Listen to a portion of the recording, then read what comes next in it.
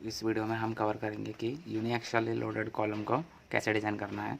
तो यहाँ पे प्रॉब्लम दिया है the given design reinforcement for a rectangular column of size 300 by 500।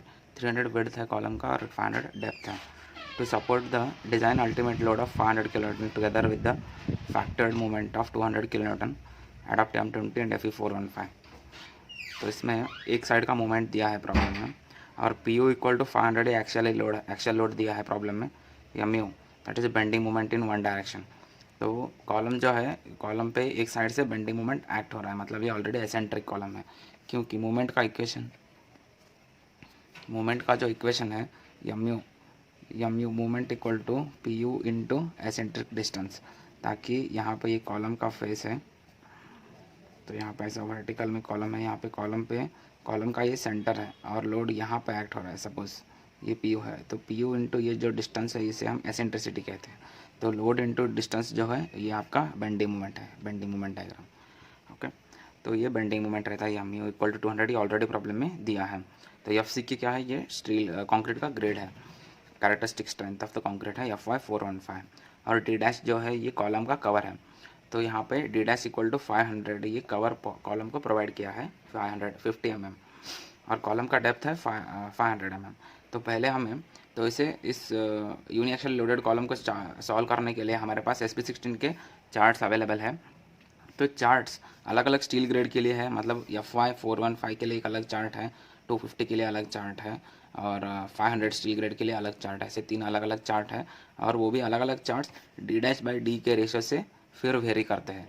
मतलब D डैश बाई D 0.1 के लिए फिर से सब अलग चार्ट्स, अलग वैल्यू के चार्ट्स हैं। 0.05 के लिए अलग वैल्यू के चार्ट्स हैं, 0.15 के लिए भी है और 0.20 के लिए भी अलग अलग चार्ट्स हैं।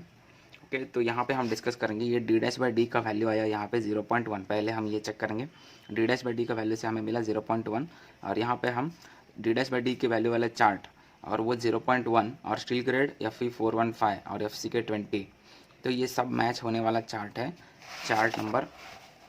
Chart number 32 from SP16। तो वहाँ से हमें P बाई FC के फाइंड करना है। P का मतलब है परसेंटेज स्टील, FC के है कॉन्क्रीट का कंप्रेसिव स्ट्रेंथ। ये ऑलरेडी प्रॉब्लम में दिया हुआ रहता है। तो फिर से हम यहाँ पे आएंगे, तो यहाँ पे स्टील परसेंटेज फाइंड करने के लिए हमारे पास दो वैल्यू जो फाइंड करने हैं बहुत इंपॉर्टेंट है, PU बाई FC के BD और MU बाई FC के BD स्क्वायर। ये दोनों वैल्यू को हम पहले फाइंड करेंगे और ये दोनों वैल्यू से हमें परसेंटेज स्टील मिलेगा। तो ये सब डाटा ऑलरेडी गिवन है, सब्सटीट्यूट करना है यहाँ पे। 500 इंटू 10⁻³ किलोन्यूटन में कन्वर्ट किया, 20 FC के हैं B और D, 0.16 ये वैल्यू मिला और MU बाई FC के BD स्क्वायर और 200 इंटू 10⁻⁶ ये बेंडिंग मोमेंट है डिवाइडेड बाय FC के BD स्क्वायर। तो MU के टाइम पे यहाँ पे आपको D स्क्वायर मिलेगा फार्मूला में, कन्फ्यूज मत करो। 0.16 और 0.13 ये दोनों वैल्यूज़ हमें मिला है। तो ये जो वैल्यू है ये Y डायरेक्शन पे रहता है, Y एक्सिस पे, और ये वाला वैल्यू जो है मूवमेंट का वैल्यू वो X एक्सिस पे रहता है। तो PU बाई FC के BD स्क्वायर, ये FC के BD ये जो है ये Y एक्सिस पे रहता है, MU बाई FC के BD स्क्वायर जो है ये X एक्सिस पे रहता है। तो अभी हम चार्ट देखेंगे। तो ये सिमिलर टाइप का एक चार्ट है जहाँ पे यहाँ पे पहले Y डायरेक्शन Y एक्सिस पे, ये Y एक्सिस पे हमें मिल रहा है PU बाई FC के BD और X एक्सिस पे हमें मिल रहा है MU बाई FC के BD स्क्वायर। तो ये दोनों के वैल्यूज़ जो है हमें मैच करना चाहिए। सपोज़ इस एग्जांपल में, इस चार्ट में आपको एक एग्जांपल बता रहा हूँ मैं। अगर MU बाई FC का वैल्यू 2 है और PU बाई FC के BD का वैल्यू भी 2 है सपोज़, तो ये वैल्यू जो है तो ये कहाँ पे इंटरसेक्ट हो रहा है पहले हमें वो चेक करना पड़ता है।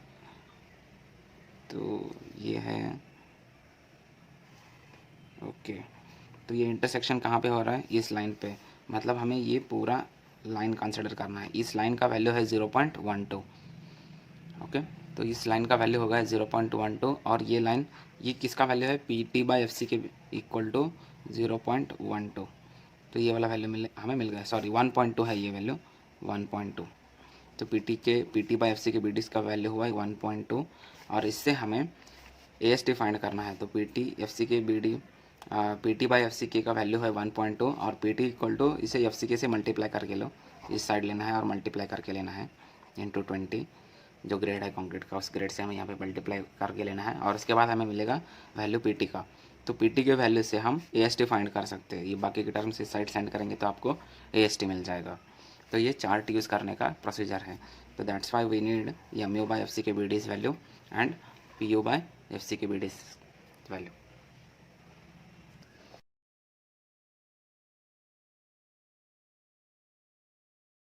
तो वैसे इंटरेक्शन से हमें P/FC का वैल्यू मिला इस प्रॉब्लम में 0.606। तो अब हम P मतलब परसेंटेज स्टील का वैल्यू फाइंड करने के लिए जा रहे हैं। तो FC को इस साइड लिया और मल्टीप्लाई करके लिया, तो अब हमें परसेंटेज स्टील का वैल्यू मिला 1.2%। और लिमिट कितना है, 0.8 से कम नहीं रहना चाहिए और 6% से ज़्यादा नहीं रहना चाहिए। ये कॉलम में परसेंटेज स्टील का लिमिट है और इसके हिसाब से ये मैच हो रहा है। और नेक्स्ट हम एरिया ऑफ स्टील फाइंड करेंगे। ASC equal to area of steel in column equal to 1.2% PT divided by 100 into BD, ये फार्मूला है। तो ये फार्मूला से हमें एरिया ऑफ स्टील मिलेगा ASC इक्वल टू 800 mm²। और मिनिमम स्टील 0.8% से अगर हम चेक करेंगे तो हम मिनिमम हमें कितना प्रोवाइड करना चाहिए, 1200। तो उससे हमें AST प्रोवाइडेड जो है वो ऑलरेडी मैक्सिमम आ रहा है यहाँ पे। और उसके बाद नेक्स्ट हम इसे स्टील क्वांटिटी को बार्स में कन्वर्ट करेंगे। यूज़ 20 mm डायबार यहाँ पे एज्यूम करके लिया है। नंबर ऑफ़ बार्स फाइंड करेंगे, 6 provide 6 numbers of 20 mm diameter bar, diameter of lateral ties. तो नेक्स्ट जो है लैटरल टाइस को भी हम फाइंड करेंगे। उसका डायमीटर जो है 1/4 into maximum diameter of the bar. तो मैक्सिमम है 20, इसीलिए मैंने यहाँ पे 20 यूज़ किया है। और ये आ रहा है 5 mm, इससे कम नहीं होना चाहिए। तो ये पहला क्राइटेरिया है। अभी जो क्राइटेरिया है वो भी हम देख लेंगे। और एक क्राइटेरिया है वहाँ पे नॉट लेस देन 6 mm का पॉइंट आता है। तो उसके हिसाब से हम यहाँ पे 8 mm स्टील यूज़ कर रहे हैं लैटरल टाइस के लिए। तो लैटरल टाइस मतलब ये आउटर बार जो है इसे हम लैटरल टाई कहते हैं। ओके, और ये आउटर बार टू बार, हर एक आउटर बार टू आउटर बार जो डिस्टेंस है, हर एक टाई टू टाई डिस्टेंस है, उसे हम स्पेसिंग कहते हैं। वो इस स्टेप में हम फाइंड करके लेते हैं। तो यहाँ पे लैटरल टाई का डायमीटर फिक्स हो गया और इसका एरिया कितना हो जाएगा, ASV इक्वल टू π/4 इंटू 8²। तो ये हो जाएगा 50.26 mm²। ये शेयर इन्फोर्समेंट। Next spacing. तो स्पेसिंग जो है लैटरल टाइज डायमेंशन, मतलब lateral tie least lateral dimension जो है, मतलब B और D में से जो शॉर्टर है, जो लीस्ट है, उसे हमें यहाँ पे कंसिडर करना चाहिए। तो B का विड्थ है 300। 16 into diameter of main bar, diameter of main बार कितना है 20, 16 इंटू 20 का 320 मिला। और 48 into diameter of lateral tie, 48 ये वैल्यू है। Into diameter of lateral tie क्या है, डायमीटर ऑफ लैटरल टाई 8। तो इसे भी मल्टीप्लाई करके लिए 384 मिला। और लास्ट वन है 300, मतलब इन सब में से जो लीस्ट रहेगा वो हम प्रोवाइड करेंगे। तो उसके हिसाब से 300 जो है वो शॉर्ट फॉल हो रहा है, तो 300 को हम कंसिडर करेंगे। Provide 8 mm at 300 mm centre to centre lateral ties. तो ये डिटेलिंग का डायग्राम यहाँ पे ऐसे क्लियरली दिखना चाहिए। ये 300 विड्थ है, 500 डेप्थ है कॉलम का, और 50 mm का यहाँ पे कवर दिया है। और उसके बाद ये लैटरल टाइस जो है ये 8 mm के है, और vertically 300 mm centre to centre spacing है। और ये जो कॉर्नर बार्स है, 6 corner bars of 20 mm diameter, और इन बिटवीन यहाँ पे 12 mm के भी स्टील बार्स यहाँ पे प्रोवाइड किया है अल्टरनेटली फेस पे।